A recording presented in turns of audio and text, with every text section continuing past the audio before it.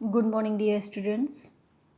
पाठ 12 भारत का राज चिन्ह के बारे में हमने कंप्लीट कर दिया था और अब मैं आपको मौखिक उत्तर दीजिए बताऊंगी का जो है मौखिक उत्तर दीजिए।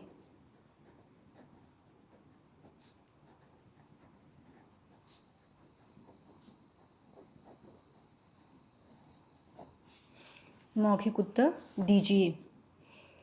पहला है क्वेश्चन है आपका, सारनाथ किस धर्म का केंद्र है? सारनाथ बौद्ध धर्म का केंद्र है। सारनाथ किस धर्म का केंद्र है? बौद्ध धर्म का केंद्र है। फिर दूसरा क्वेश्चन है, महात्मा बुद्ध ने अपना पहला उपदेश कहाँ दिया था? महात्मा बुद्ध ने पहला उपदेश सारनाथ में दिया था। कहाँ पे दिया था? सारनाथ में दिया था। फिर तीसरा क्वेश्चन है, राष्ट्रीय ध्वज के चक्र में कितनी तीलियां होती हैं? कितनी तीलियां होती हैं? 24 तीलियां होती हैं। कितनी तीलियां होती हैं? 24 तीलियां होती हैं।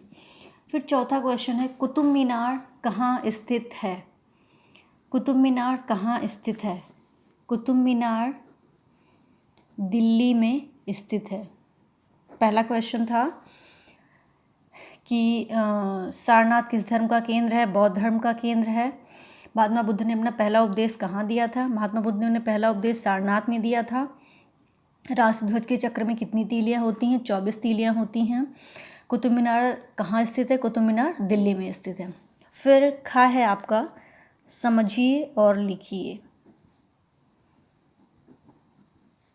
समझिए और लिखिए। समझिए और लिखिए। पहला है आपका शेर शेरनी। शेर शेरनी। फिर दूसरा है हाथी हथिनी। हाथी हथिनी। फिर तीसरा है सिंह सिंहनी। सिंह सिंहनी। फिर चौथा है घोड़ा घोड़ी। घोड़ी। फिर पांचवा है ऊंट ऊंटनी। ऊंट ऊंटनी। फिर है गा। गा है मेल कीजिए। राचिन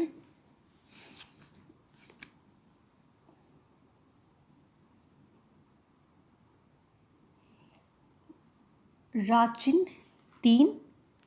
फिर है गा मेल कीजिए। मेल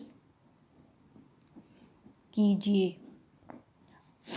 पहला है राचिन 3 शेर।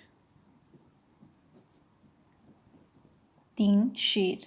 दूसरा है अशोक चक्र। तीसरा है सत्यमेव जयते मुंडकोपनिषद।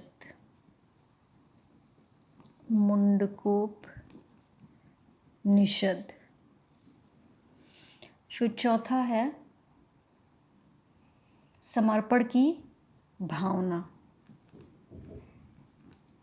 समर्पण की भावना। पांचवा है तीसरी शताब्दी। तीसरी शताब्दी। तो यहाँ तक आपने देखा। मौखिक उत्तर दीजिए। दूसरा है समझिए और लिखिए। तीसरा है मेल कीजिए। यहाँ तक आप मौखिक उत्तर दीजिए। ये आपको सिर्फ बुक में भर लेना है। समझिए और लिखिए ये भी आपको बुक में ही भरना है। मेल कीजिए आप कॉपी में लिखेंगे। मेल कीजिए आप कॉपी में लिख लेंगे। पहले आप शब्द पाठ का नाम लिखेंगे, फिर शब्दार्थ लिखेंगे, फिर आप मौखिक उत्तर दीजिए। आप बुक में भर लेंगे। ये भी खास समझिए और लिखिए, ये भी बुक में भरेंगे। और मेल कीजिए आप कॉपी में लिखेंगे।